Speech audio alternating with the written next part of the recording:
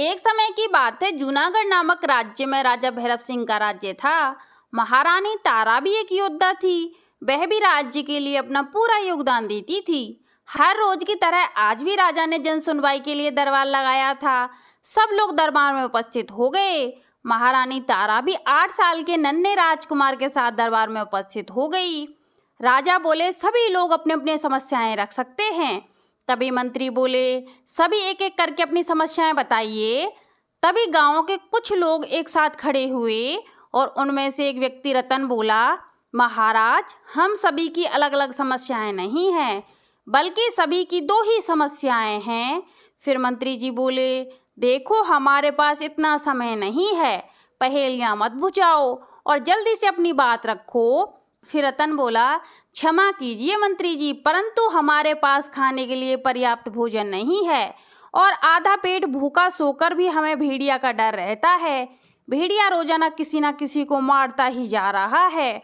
फिर मंत्री जी बोले, हमने उस भेड़िए को पकड़ने के लिए अपने सैनिक लगाए हुए हैं, थोड़ा सब्र कीजिए। फिर राजा बोले, मंत्री जी, रोजाना एक व्यक्ति की जान जा रही है और तुम सब्र करने के लिए बोल रहे हो। फिर मंत्री जी बोले, नहीं नहीं महाराज, वह भेड़िया बहुत शातिर है और मुझे लगता है कि वह कोई जादूगर भेड़िया है, क्योंकि गोली लगने के बाद भी वह जीवित है। राजा बोले, ऐसे कैसे संभव हो सकता है? फिर मंत्री जी बोले, महाराज, मैं बिल्कुल सत्य बोल रहा हूँ, सभी नगरवासी इस बात के गवाह हैं।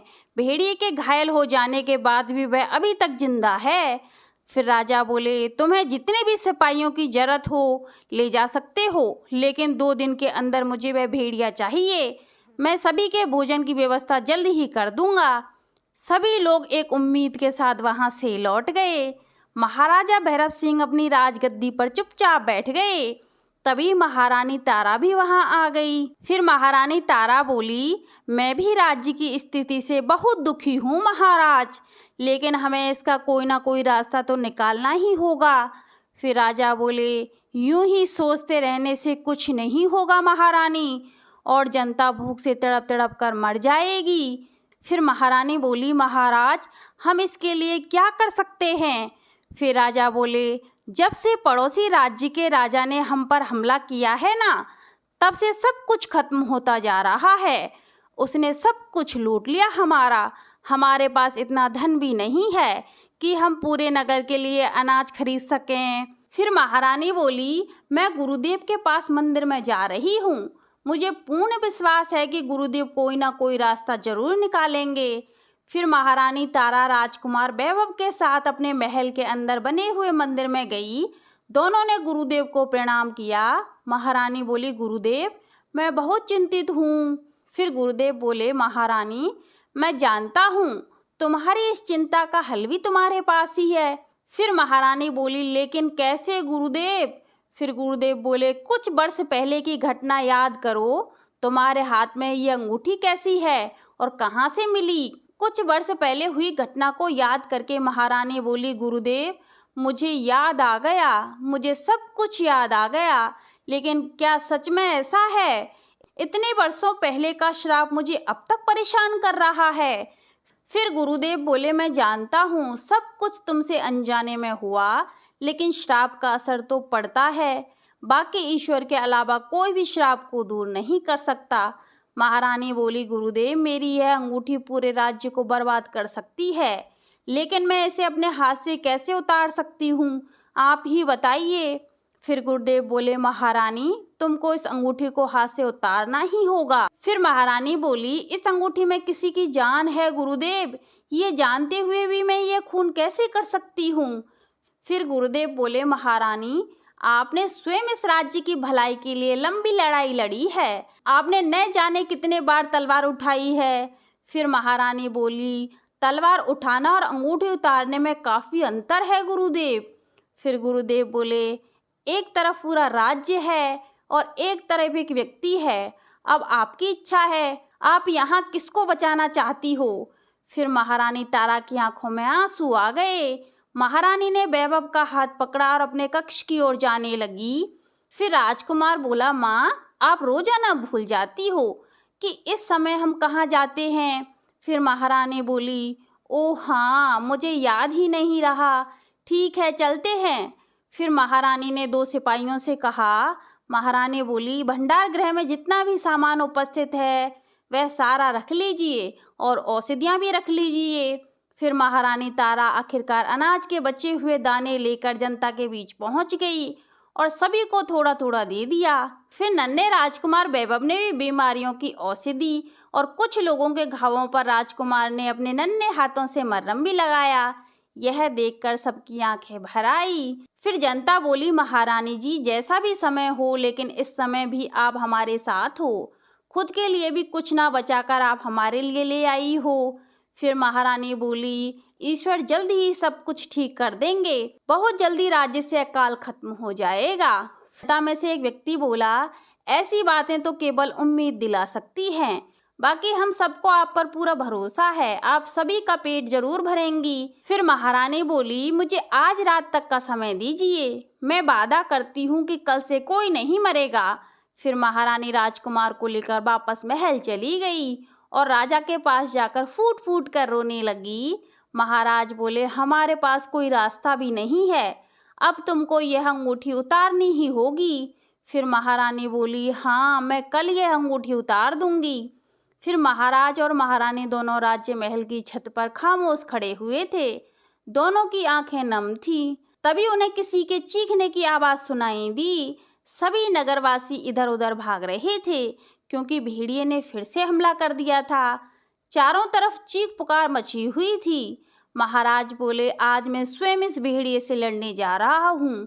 महारानी बोली, नहीं, रुकिए महाराज, आप वहाँ मत जाइए। फिर महाराज बोले, तुम देख नहीं रही हो, पूरी जनता मुसीबत में है। महारानी बोली, लेकिन आपको कुछ हो गया तो? फिर महाराज बोले, अपने शब्द दोबारा मत दोहराना, क्योंकि योद्धा ना डरते हैं ना हारते हैं, गिरते हैं तो फिर से उठते हैं, तभी शोर आना बंद हो जाता है। फिर महाराज बोले, इतने सैनिकों के होते हुए भी भेड़िया फिर से भाग निकला, लेकिन कल मैं खुद जाऊंगा। इसके बाद महाराज और महारानी दोनों अपने कक्ष में जाकर सो गए। अगले दिन महारानी ने पूरे राज्य को बुलवाया। साधु महाराज भी उपस्थित हुए। महारानी बोली, मैंने आप सभी से कल वादा किया था कि आप भूखे नहीं रहोगे और आज मैं अपना वादा पूरा कर रही हूँ। शायद मुझे यह सब पहले ही कर देना चाहिए था। सभी बहुत खुश हो गए। फिर महारानी बोली, लेकिन मैं उससे पहले आप सभी को कुछ बताना भी चाहती हूँ।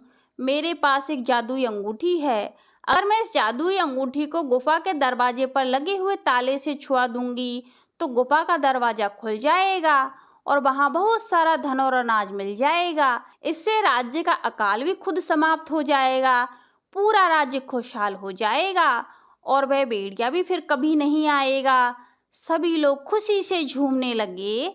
फिर जनता में से एक व्यक्ति बोला, महारानी जी, हम लोग इतने दिनों से भूखे मर रहे थे, आपने पहले ये क्यों नहीं किया?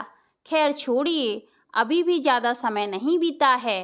फिर महारानी बोली, उस दिन से मैं एक माँ बनकर सोच रही थी, लेकिन आज सबके चेहरे दिख रहे हैं, सबकी भूख दिख रही है, भेड़िए का क्रोध भी दिख रहा है, मुझे रोते बिलखते और मरते बच्चे भी दिख रहे हैं।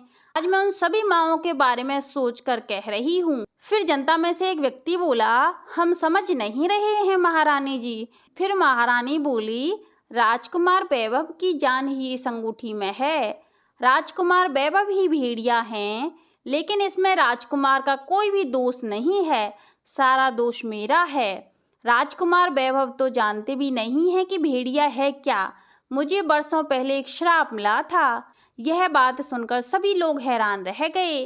फिर महारानी बोली, आप लोग मेरे उस श्राप की वजह से परेशानी झेल रहे हैं। फिर जनता में से एक व्यक्ति बोलता है, महारानी जी, राजकुमार राजा साहब और आपकी तरह ही दयालु हैं, आप यह अंगूठी मत उतारिए। हमें अपनी मौत स्वीकार है, लेकिन राजकुमार को कुछ भी नहीं होना चाहिए। पूरी प्रजा की आंखें नम हो गई थी। सभी ने आपस में सहमति जताई और अंगूठी उतारने के लिए मना कर दिया। फिर नगरवासी रतन बोला, राजकुमार ने नन्ही सी उम्र में हमारे लिए बहुत कुछ किया है और इसमें राजकुमार का कोई दोष भी नहीं है। महारानी जी, नहीं नहीं, आप ये अंगूठी मत उतारिए। फिर राजकुमार बोला, माँ आपने मुझसे इतना बड़ा रहस्य क्यों छुपाए रखा था? आप अंगूठी उतार दीजिए, क्योंकि मैं सभी के लिए अपने प्राण देने को तैयार हूँ। भेड़िया बनकर अनजाने में मैं ना जाने कितनी जानें ले चुका हूँ। वैभव खुद महारानी के हाथ से अंगूठी उतारने लगते हैं। वैभव ने जैसे ही अंगूठी उतारी वह जमीन पर गिर पड़ा और सभी लोगों की आंखें नम हो गई।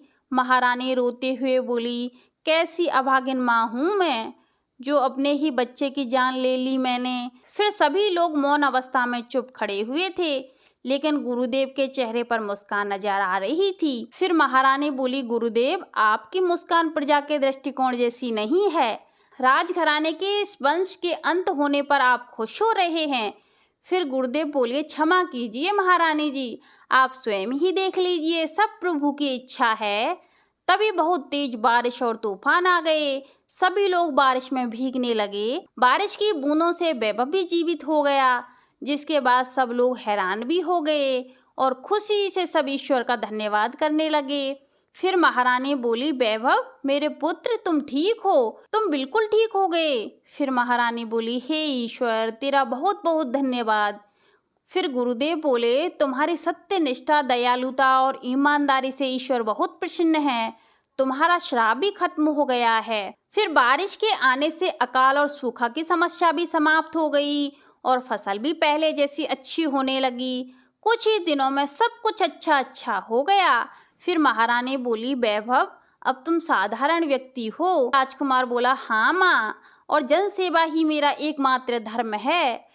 अब से मैं यही करूँगा। फिर महारानी हंसते हुए बोली, वह तो तुम बचपन से ही करते आ रहे हो, और जिस राजकुमार ने अपनी प्रजा की खुशी में अपनी खुशी ढूंढ ली, वह अपने आप ही महानता की तरफ अग्रसर हो जाता है। राजा भैरव सिंह अच्छे से राज्य चलाने लगे। महारानी तारा भी श्राप से मुक्त हो चुकी थी और बहुत खुश रहती थी। इसके बाद पूरा परिवार राजकुमार के साथ खुशी खुशी रहने लगा। उधर गांव के लोग भी हंसी खुशी रहने लगे और भेड़िया का डर भी समाप्त हो गया। तो आज के लिए बस इतना ही। आगे मिलते हैं कोई नई कहानी के साथ।